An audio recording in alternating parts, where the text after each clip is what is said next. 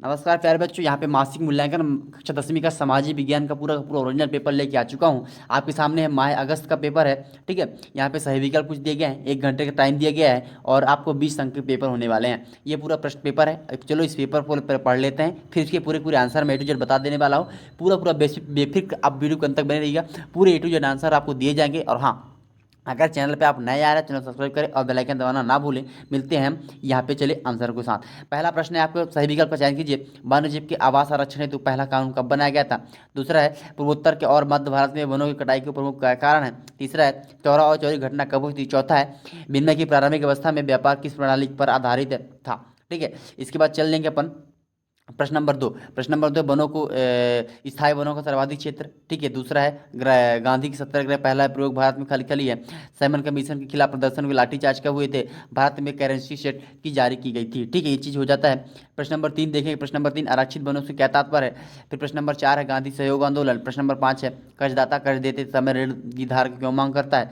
फिर प्रश्न नंबर 6 देखें आपके सामने। प्रश्न नंबर 6 है, नमक नमक मार्च किस प्रकार का उपनिषेध विरुद्ध में प्रबोध का प्रभावी हथियार बन गया था? समझाइए। ठीक है, ये चीज़ कंप्लीट हुई। प्रश्न पूरे पूरे प्रश्न कंप्लीट हो गए। अब चलिए इस प्रश्नों के मैं आंसर दिखा देता हूँ आपको। टाइम बिल्कुल खोटी नहीं करूँगा और वीडियो शेयर करना आप ना भूलें, ये विशेष रूप से मेरे हिसाब से काम कर लेना। तो ये हो गया आपका प्रश्न कक्षा 10वीं विषय सामाजिक विज्ञान मासिक मूल्यांकन पेपर माह अगस्त। ठीक है, माह है अगस्त का पूरा संपूर्ण संपूर्ण आंसर है यहाँ पे आपके सामने दिया गया है। वन्य जीव संक्षेम अधिनियम 1972 में लाया गया था और आवास के लिए। ठीक है, प्रश्न है हम्म। ठीक है बच्चों, तो यहाँ पे प्रश्न नंबर 3 तक का आंसर हो गया। प्रश्न नंबर 3 देखेंगे, पहला का चौथा का आंसर है वस्तु विनिमय प्रणाली। ठीक है, ये प्रश्न क्रमांक पहले सही विकल्प चारों आंसर कंप्लीट कर लें, स्क्रीनशॉट कर लें। अब आते हैं प्रश्न नंबर 2 की बात है। प्रश्न नंबर 2 पे पहले मध्य प्रदेश होगा। दूसरा है 1917 में बिहार के चंपारण जिले में। चौथा है लाला लाजपत राय हो जाता है और यहाँ पे भारतीय रिजर्व बैंक। ठीक है, ये चीज़ हो जाता है प्रश्न नंबर 2 के संपूर्ण इसका आंसर। ठीक, अब चलते शुरू करते हैं अपन लोग। नेक्स्ट देखेंगे प्रश्न नंबर। ठीक है, प्रश्न नंबर 3 आपके हैं, आरक्षित वनों से क्या तात्पर्य है? तो ये आरक्षित वनों का तात्पर्य लिखा गया है, आरक्षित वनों को कहते हैं जिन्हें सरकार द्वारा विशेष रूप से संचालित किया जाता है और उन वनों में वनस्पति और जीवों को विविधता को बनाए रखने के लिए विशेष प्रयास किए जाते हैं। ठीक है, ये चीज़ होता है आरक्षित वनों में विशेषता कुछ दी गई है, तो 2 विशेषता आपके सामने है। पहला विशेषता, दूसरा विशेषता और तीसरा विशेषता भी है, तो मैं उसको भी दिखा देता हूँ, स्क्रीनशॉट कर लेना है आप। ये रहा विशेषता। अब वनों से लाभ, आरक्षित वनों से लाभ जो पूछा गया, तो ये वनों से लाभ है आपके सामने दिया है। जैव विविधता रक्षा है, मतलब आरक्षित वन जैव विविधता की रक्षा करते हैं। दूसरा, जलवायु परिवर्तन को नियंत्रित करने में मदद करती है। आरक्षित वन जलवायु परिवर्तन को एक अंधित में मदद मिलती है। ठीक है, ये चीज़ कंप्लीट हो जाता है। अब प्रश्न नंबर 4 आपके स्थान दे दिया गया है, गांधी जी के असहयोग आंदोलन में वापस क्यों लिया गया?